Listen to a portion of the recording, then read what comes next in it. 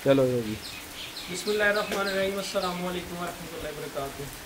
दोस्तों मॉर्निंग का टाइम है और माशाअल्लाह अल्लाह की रहमत भी हो रही है। अज असी गां दे थलेरिया बीमारी के उत्ते डिस्कस करने वाले हैं तुहाडे नाल कि थलेरिया बेसिकली आंदी किस वजह तो है और थलेरिया के सिम्पटम की ने। थलेरिया के मुख्तलिफ सिम्पटम होंदे ने जानवर के अंदर। पहले नंबर पर जानवर बुखार नहीं तोड़ता, दूसरे नंबर पर अखां दे विचों कोई ना कोई अख जिहड़ी है ना उहदा साइज बड़ा हो जाता है, तीसरे नंबर पर जिस तरह ही थोड़ा जिहा गर्मी का स्ट्रैस बनता है तो जानवर जिहड़ा वो डाउन होकर बह जाता है। इस मुकम्मल वीडियो के असीं तुहानूं घर बह के थलेरिए का टैसट लाने का तरीकाकार दसांगे कि तुसीं किस तरह डायगनोज कर सकते हो कि जानवर नूं थलेरिया है या नहीं है। असीं डायगनोज कर लिया इनू कि ये थलेरिए की बीमारी है, क्योंकि इन्ने टाइम तो जो बुखार है ना ये थलेरिए कॉज करता है। दो किस्म दी होर बीमारियां ने, ट्रिपनोसोमियोसिस ते नाल एनाप्लाज्मोसिस। ये दो होर बीमारियां ने जिहड़ियां इहदे नाल रिलेटेड ने, मिलदियां जुलदियां ने, चिच्चड़ तो ही पैदा होने वाली बीमारियां ने। चिच्चड़ के उत्ते मैं तफसीलन कई वीडियो पहले तुहाडे नाल शेयर कर चुके हाँ कि चिच्चड़ काम किस तरह बॉडी से करता है। चिच्चड़ जिस टाइम लग जाता है उत्थे अंदर थुक सुट के उत्तों खून नूं पतला करता है, फिर खून पीना शुरू करता है। असीं बाहर इंजैक्टेबल इंजैक्शन ला दिंदे आ, उहदे नाल जानवर के जिसम तो चिच्चड़ मुक जाते हैं। जिहड़े अंदर उहदा थुक गिरे है वो थुक जिस टाइम जानवर की इम्यूनिटी डाउन होंदी है और गर्मी के अंदर जा वलैती गां की सब नाल ज़्यादा इम्यूनिटी डाउन होंदी है।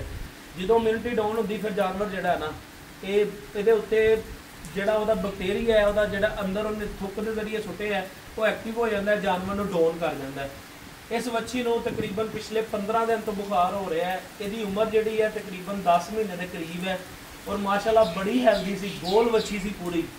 वच्छी जिहड़ी है पिछले 12-13 दिन तो रूटीन के नाल इन्हूं मैडिसिन भी लग रही है और ये जानवर दिन ब दिन जिहड़ा ना कमज़ोर होंदा जा रहा है। असीं उन्हां दा टैस्ट लावांगे। टैस्ट लाउण दा साडा तरीकाकार की होएगा, असीं इहदा ब्लड कड्डांगे। ब्लड कड्डण तो बाद असीं उहदा ब्लड की थिकनेस चैक करांगे। ब्लड देखांगे कि पतला तो नहीं हो गया। थलेरिए दे विच अगर तुहानूं बाहरों सिम्पटम नज़र ना आ रहे होण, चूँकि असीं लैबोरेटरी कराउण वास्ते लैबोरेटरी च लैके जाने आ ब्लड जानवर का थलेरिए वास्ते। इत्थे असीं चैक इस तरह करांगे कि इहदा खून असीं कड्डांगे, खून कड्ढ के असीं चैक करांगे। अगर तो खून हो गया इहदा पतला तो फिर 100% श्योर है कि इन्हूं थलेरिए की बीमारी है। अगर खून इहदा नॉर्मल होया फिर इहदा मतलब है कि इहदे अंदर एनाप्लाज्मोसिस या अपना जो ट्रिपनोसोमियोसिस का मसला है वो चैक करते हैं जी। वीडियो के नाल जुड़े रहे जे जिहड़े भाइयों ने चैनल को सबसक्राइब नहीं किया चैनल को सबसक्राइब कर लैन, बैल आइकन के बटन दबा के आल नोटिफिकेशन से क्लिक कर लैन ताकि हर नई आने वाली वीडियो की नोटिफिकेशन तुहानूं मिलती रहे। दोस्तों इस वेन नूं असीं जुगरल वेन कहते हैं। जिस टाइम असीं कन दे बैक साइड तो इत्थों ये वेन निकलती है, इनू असीं इस तरह करके प्रैस करके लियाने तो वो वेन जी है ना उभर के बाहर आ जाती है। यह तुहाडे सामने वेन आ चुकी है जी। इनू असीं जुगरल वेन कहते हैं। ये अंदर ही मोस्टली असीं मैडिसिन इंजैक्ट करते हैं। हुण असीं चैक करांगे कि इस जानवर नूं जिहड़ा है थलेरिए का इशू तो नहीं है।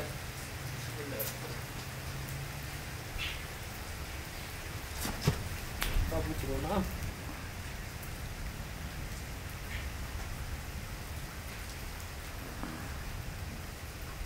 जनाब ब्लड निकल आया। हुण इहदा तरीकाकार की है चैक करन दा साडे कोल। अगर असीं अपने देसी जे माहौल च चैक करांगे तो इहनूं किस तरह चैक कर सकते हैं। कोई भी साडे कोल पेपर या कोई इस तरह की चीज़ होए, चंद एक कतरे जिहड़े है ना असीं ਇਹਦਾ ਹੁਣ खून नज़र आ रहा है, इन्हूं 100% थलेरिया है। देखो खून पतला हो गया है।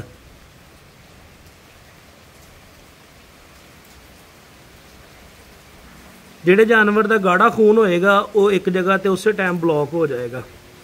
इन्हूं 100% श्योर है कि इन्हूं थलेरिया की बीमारी है। हुण असीं इन्हूं थलेरिया की ट्रीटमेंट करांगे। थलेरिया की ट्रीटमेंट वास्ते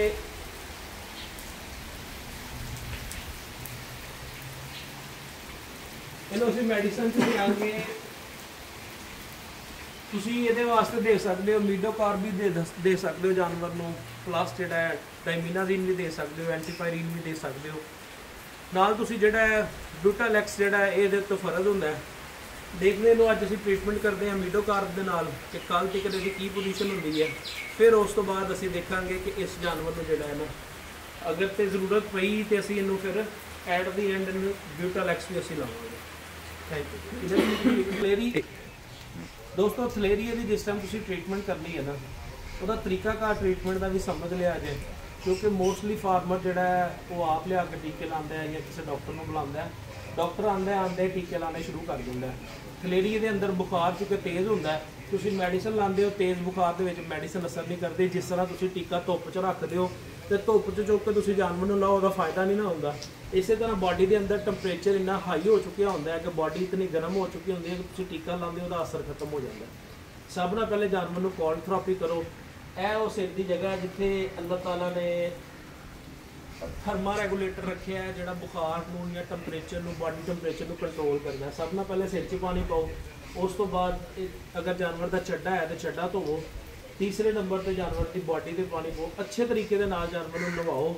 ਉਸ ਤੋਂ ਪਹਿਲੇ ਉਹਦੇ ਨਾਲ ਤੁਸੀਂ ਕੀ ਕਰਨਾ ਹੈ, ਨਵਾਉਣ ਦੇ ਦੌਰਾਨ ਹੀ ਤੁਸੀਂ ਸਭ ਨਾਲ ਪਹਿਲੇ ਇਹਨੂੰ ਐਂਟੀਪੈਰਾਟਿਕ ਦੇਣਾ। ਉਹਦੇ 'ਚ ਤੁਸੀਂ ਕੋਈ ਵੀ ਦੇ ਸਕਦੇ ਹੋ। ਸਭ ਨਾਲੋਂ ਬੈਸਟ ਦੇ ਅੰਦਰ ਹੈ ਫਲੋਨਿਕਜ਼ਮ ਮੈਗਲੋਮਾਈਨ। ਉਹ ਇੰਜੈਕਸ਼ਨ ਹੈ ਜਿਹੜਾ ਇੰਜੈਕਸ਼ਨ ਇਹਦੀਆਂ ਅੰਤੜੀਆਂ, ਚੁੱਕੇ ਜਿਸ ਟਾਈਮ ਥਲੇਰੀਆ ਹੁੰਦਾ ਤੇ ਅੰਤੜੀਆਂ ਦੇ ਵਿੱਚ ਵੀ ਇਨਫੈਕਸ਼ਨ ਬਹੁਤ ਜ਼ਿਆਦਾ ਹੋ ਜਾਂਦੀ ਹੈ।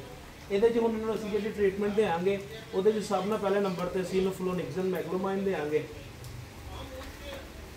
ਉਸ ਤੋਂ ਬਾਅਦ ਇਹਨੂੰ ਅਸੀਂ ਮੀਡੋਕਾਰਬ ਦੇਵਾਂਗੇ। ਮੀਡੋਕਾਰਬ ਦੀ ਡੋਜ਼ ਜਾਨਵਰ ਦੇ ਹਿਸਾਬ ਨਾਲ ਥੋੜੀ ਲੱਗਦੀ ਹੈ। ਵੱਡੀ ਗਾਂ ਨੂੰ ਜਿਹੜਾ ਨਾ ਉਹ 3 ਤੋਂ 4 ਸੀਸੀ ਲੱਗਦੀ ਹੈ ਤੇ ਅਸੀਂ ਇਹਨੂੰ ਦੇਵਾਂਗੇ ਮੀਡੋਕਾਰਬ।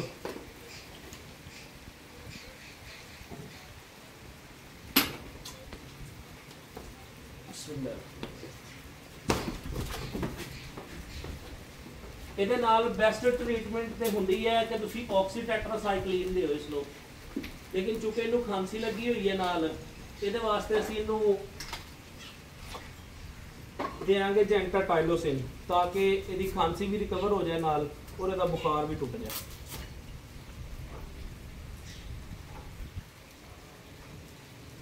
ਬੇਸਿਕਲੀ ਇਹਦੀ ਟ੍ਰੀਟਮੈਂਟ ਦੇ ਵਿੱਚ ਆਕਸੀਟੈਟਰਾਸਾਈਕਲਿਨ ਹੋਣੀ ਚਾਹੀਦੀ ਹੈ, ਲੇਕਿਨ ਆਕਸੀਟੈਟਰਾਸਾਈਕਲਿਨ ਇਹਨੂੰ ਇਹਦੀ ਖਾਂਸੀ ਦੀ ਵਜ੍ਹਾ ਤੋਂ ਜਿਹੜਾ ਨਾ ਇਹਨੂੰ ਅਸੀਂ ਨਹੀਂ ਦੇ ਰਹੇ। ਤੇ ਹੁਣ ਅਸੀਂ ਇਹਨੂੰ ਤੀਸਰਾ ਇੰਜੈਕਸ਼ਨ ਲਾਵਾਂਗੇ।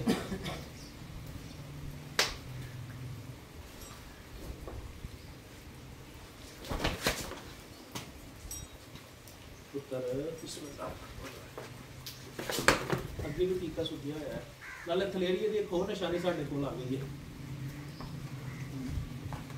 ਨਿਸ਼ਾਨੀ ਇੱਕ ਹੋਰ ਇਧਰ ਸਾਈਡ ਤੇ ਗੱਲ ਕਰੋ, ਘੁਮਾਇਆ ਤੇ ਗੱਲ ਘੁਮਾਇਆ ਦੇ ਪਰਲੀ ਸਾਈਡ ਤੇ।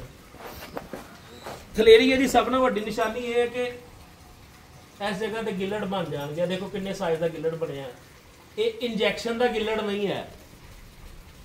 ਇਹ ਵਾਲਾ ਜਿਹੜਾ ਇੰਜੈਕਸ਼ਨ ਦਾ ਗਿੱਲੜ ਹੋਵੇ, ਇੱਕ ਜਗ੍ਹਾ ਤੇ ਸੋਜ ਹੋਵੇ। ਜਦੋਂ ਵੀ ਥਲੇਰੀਆ ਹੁੰਦਾ ਛੋਟਿਆਂ ਬੱਚਿਆਂ ਦੇ ਵਿੱਚ ਅਸੀਂ ਬਿਊਟਲ-ਐਕਸ ਕਿਉਂ ਲਾਉਂਦੇ ਆ, ਕਿਉਂਕਿ ਉਹਦੇ ਇਸ ਜਗ੍ਹਾ ਤੇ ਗਿੱਲੜ ਬਣ ਜਾਂਦਾ। ਇਹਦਾ ਤਾਂ ਬਹੁਤ ਵਾਜ਼ਿਆ ਨਜ਼ਰ ਆ ਰਿਹਾ ਸਾਨੂੰ, ਦੇਖ ਸਕਦੇ ਹੋ ਤੁਸੀਂ। ਜਿੱਥੇ ਲੈ ਕੇ ਜਾਣਾ ਚਾਹੋ ਇਹਨੂੰ ਲੈ ਜਾਓ। ਇਹ ਦੇਖੋ ਨੀਚੇ ਵੀ ਆ ਰਿਹਾ, ਉੱਪਰ ਵੀ ਜਾ ਰਿਹਾ। ਇਹ ਥਲੇਰੀਏ ਦੀ ਸਭ ਨਾਲ ਵੱਡੀ ਨਿਸ਼ਾਨੀ ਹੈ। ਕਿਉਂਕਿ ਪਹਿਲੇ ਨਹੀਂ ਸੀ ਦੇਖਿਆ, ਇਸ ਕਰਕੇ ਵੀਡੀਓ ਦੇ ਅੰਦਰ ਤੁਹਾਨੂੰ ਦੁਬਾਰਾ ਦੱਸ ਦਿੱਤਾ। Thank you very much.